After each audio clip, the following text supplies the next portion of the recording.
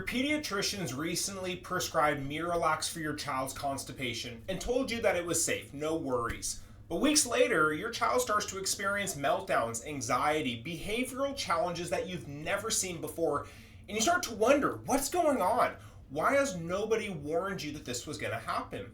What most parents have no idea about is that MiraLAX is not FDA approved for children under the age of 17. The FDA has also received numerous reports of serious neuropsychiatric side effects in children, things like anxiety, aggression, paranoia, and obsessive compulsive behaviors. This video is for you parents whose children are currently taking MiraLAX or other laxatives for chronic constipation, especially if you've noticed these behavioral changes, these mood swings, or worsening in anxiety. And it's also for the parents who want to understand why your child's constipation keeps coming back despite the use of medications or even the use of dietary changes. This is a really real struggle.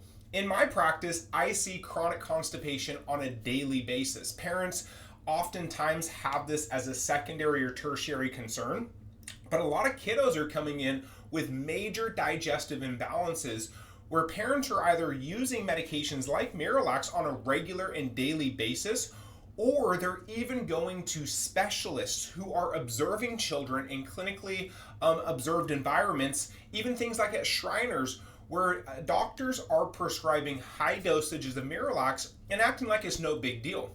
So let's jump into a patient story, a little girl named Laura, and she never imagined that a medication recommended by her pediatrician could make her son even worse.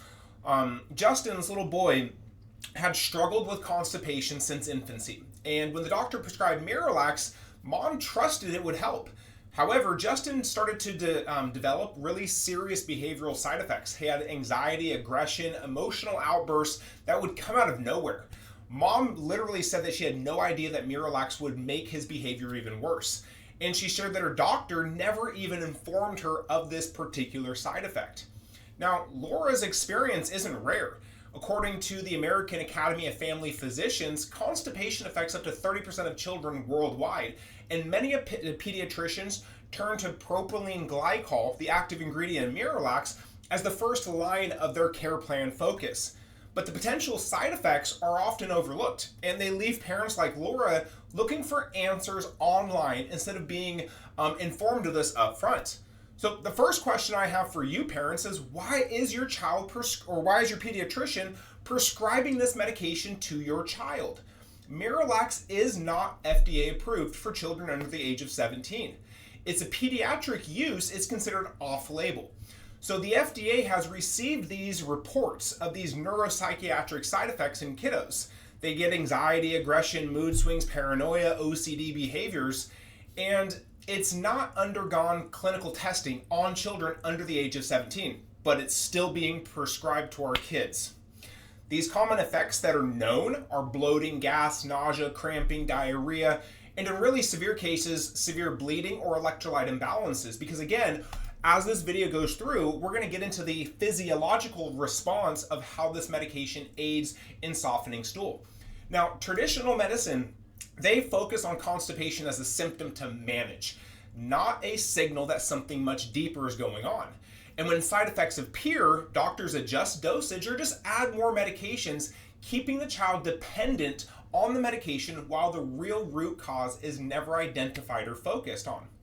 Now, MiraLAX works through osmosis. It pulls water into the intestines to artificially soften the stool. This bypasses your child's natural digestive process that should be regulated by the nervous system itself. And the nervous system acts like an air traffic control. It coordinates every aspect of digestion from start to finish. It's like the pressing the gas pedal while your parking brake is on. You will force movement, but you're going to strain the entire system. And that's the concern with the medication, is that you're treating a symptom. You're looking for a softer sign, a softer response, but you're not identifying why it's actually happening. And when kiddos are actually receiving on top of the MiraLAX antibiotics, and if they've received it prior to the age of 2, it significantly increases their development to allergies, asthma, gut issues, and it just disrupts this natural process and really does have some long-term consequences.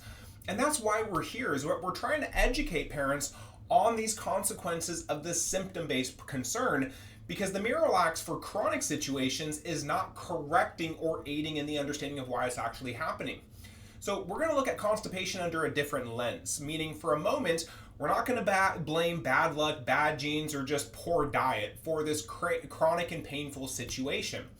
We're going to look at things like prenatal stress, because that prenatal stress affects the development of the baby's nervous system early on. It creates this heightened fight or flight response pattern.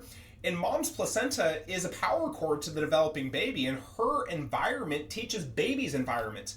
Then we look at interventions during the birth experience.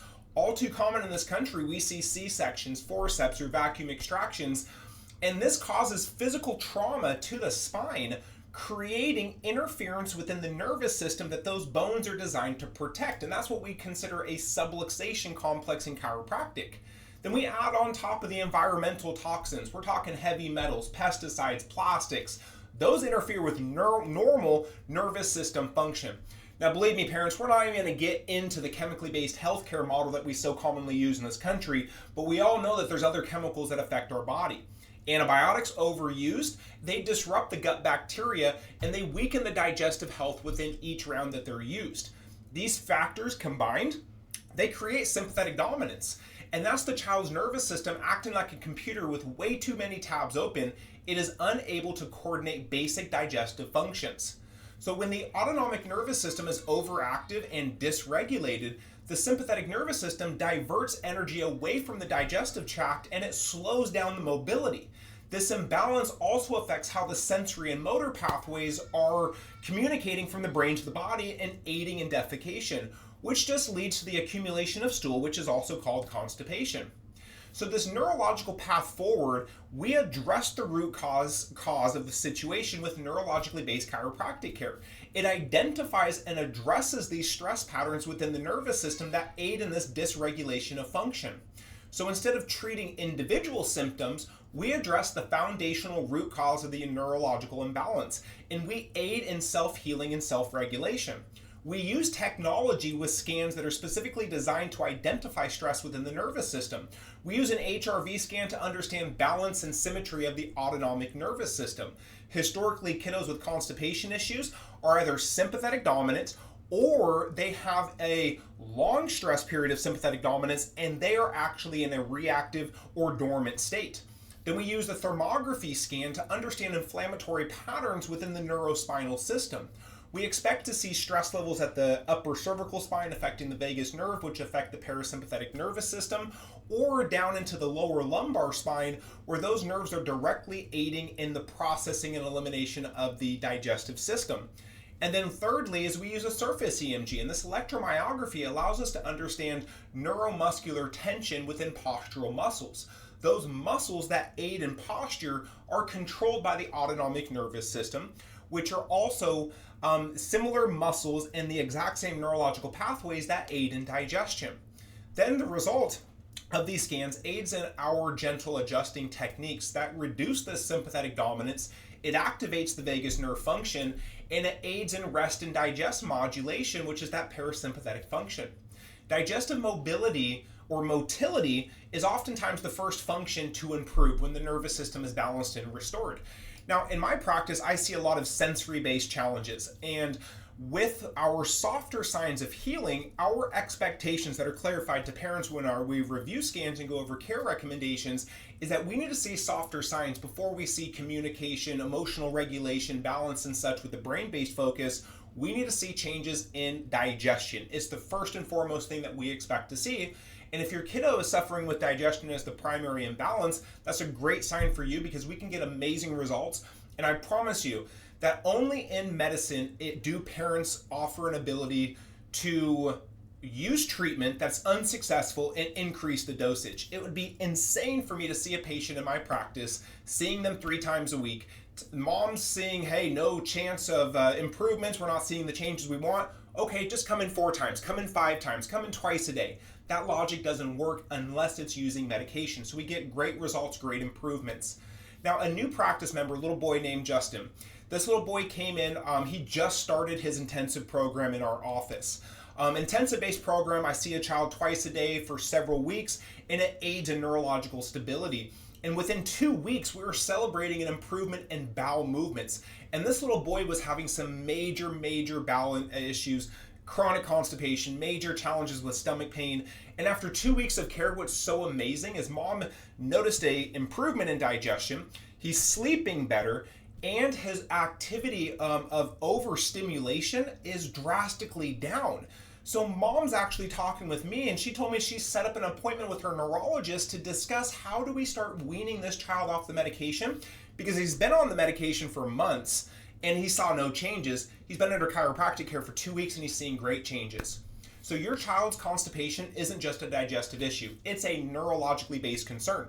And while MiraLAX might actually provide this temporary relief, it does come with some serious and potential side effects that never address why your child's nervous system cannot regulate digestion properly. And what you're doing right now, it's potentially in the wrong order, which means the foundation has to come first, which is the nervous system function. And then once we get that foundation stable, we can build things on top. So if your child is struggling with chronic constipation or has experienced a side effect from a MiraLAX or other medications that you're just not too happy about, we encourage you to explore drug-free alternatives. Go ahead and click on the link below. Send us a DM or schedule an appointment directly with me, Dr. Tim Nicholl at Maximize Chiropractic in Sacramento. Your family deserves hope and help, and we look forward to serving you.